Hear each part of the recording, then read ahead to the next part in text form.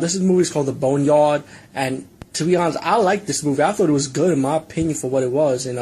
It's B movie, it's fun, it's comedy, action, horror. It's not meant to be taken seriously. And come on, Phyllis Diller, awesome. Come on, I love Phyllis Diller. Wow, we'll just start with this movie, man. Let me see. You got these two detectives. They walk into this house. They need the help of the psychic lady, right, to help them out in a case. And the psychic lady doesn't want to do it, One day, the psychic lady went to sleep. She had a dream of this ghoul child. And then, and let me say, the soundtrack is really good for this movie, too, by the way. And I like the creepiness in this movie where she had the dream sequence and how the ghouls look, But as the movie progressed, she decided to take the case. And they end up going to this hospital, her and a detective. And you got Phyllis Diller, who's like a director of the hospital, I would say, with a poodle dog. And she's kind of like bitchy, But she's like my favorite character in this movie, too, because she's like fun, She's like bitchy, but like fun at the same time with her wisecracks, And so the psychic lady ended up staying on top of the hospital while the detective went down the hospital. And with the delivery guy delivering a dead body, and the psychic lady have another dream. She's having flashbacks of this priest and these two Chinese couple as their child's coming alive, like in a flashback dream sequence, And then she also has a dream sequence of the three ghoul kids waking from the dead, And you find out something about this Chinese guy that he was doing like an experiment, with the children, what it sounds like from the movie. So that's like in the storyboard, like we see the beginning part of the movie, like the story part of it. Anyway, the psychic lady had this dream. She realized those three dead bodies are alive. She had to go down to the basement to find out what's going on, like put a stop to it. And then she took the key from Phyllis Diller character because she didn't want to give up the key. So she went down, and Phyllis Diller, I like her character when she said, "You fat bitch." And she got the poodle trying to seek her, trying to go after her. Anyway, as the movie progressed, she saw like these the coroners that does the like dead body stuff end up dying from these three ghoul kids, and some of the survivors, like pretty much the lead characters in the movie, hiding in another part of the room. They pretty much have to survive, fight off the ghouls. And there's one scene when the black guy brought the dead body of the woman. Let me just say, I forgot to mention that she came back to life, So that's a funny scene too, by the way. Like imagine that, like you killed yourself, you just came back to life, and knows that hey, you got these three ghouls killing people. Imagine that. That's a fuck up scenario, I kind of like the setting, by the way. I might do some videos like this once in a while. Anyway, to get to the point, the people that survive, they have to fight these ghouls off. And then later on, as the movie progressed, you've got this guy with a gun that he builds up, like what it looked like, and you had to shoot these ghouls in the heart.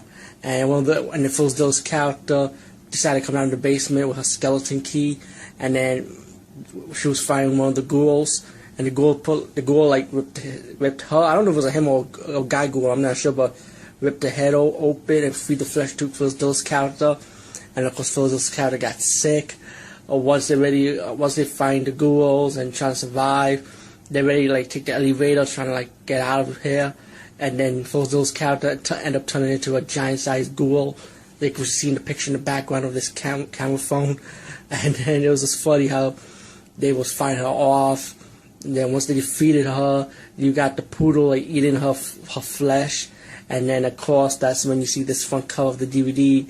The poodle ended up becoming a mutated ass ghoul, And it was funny how when it appeared, the woman, one of the female characters, the one that came back from alive, she came back alive while trying to kill us in a suicide attempt from the morgue.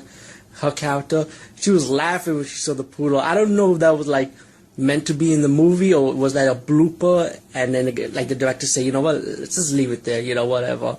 But then once the poodle started screaming, she got scared. They're all running out, trying to climb up the ladder, trying to go on the roof, what it looked like.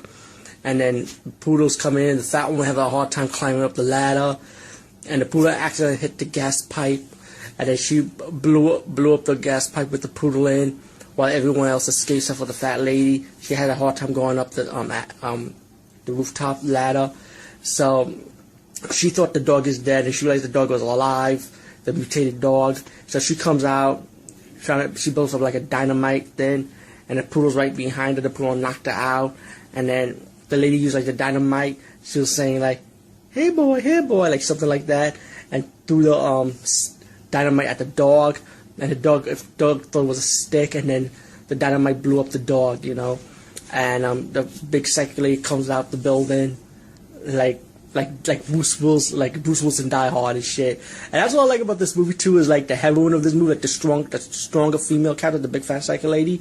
Like you expect her to be like the Sigourney Weaver type, like hot, sexy, skinny, nice body, but nah, she was just, you know, average big girl, you know, kicking ass. And I like this. This is what I like about this movie. I like movies like this, and this is great because I saw You Are Next with a strong female character. Now I saw this movie with a strong female character, and I like that. I love that. I thought Phil Dill's character was strong too, in my opinion. Also, let me just say that, even though she played like the bitchy sense of humor type of character, and she had to become the villain at the end of the movie too. But I kind of like her. I like this movie, man. I mean, a lot of people gonna say it's a bad movie or in a good way or whatever. But I mean, I understand why. But that's their opinion. But to me, I thought it was really good. I liked it. I didn't take it seriously. I took it for a fun roller coaster ride. You know, it is a comedy, horror, action movie. You know, you get your action moments when they fight back. So you know, that's the action moment. But the horror was the ghoul moment, as the ghouls eating flesh and stuff. And the comedy, you guys, a lot of comedy. Poodle, the way people was acting was just silly and shit. All in all, a very, very fun movie. Definitely pick up the Boneyard, and it's loaded with wonderful special features.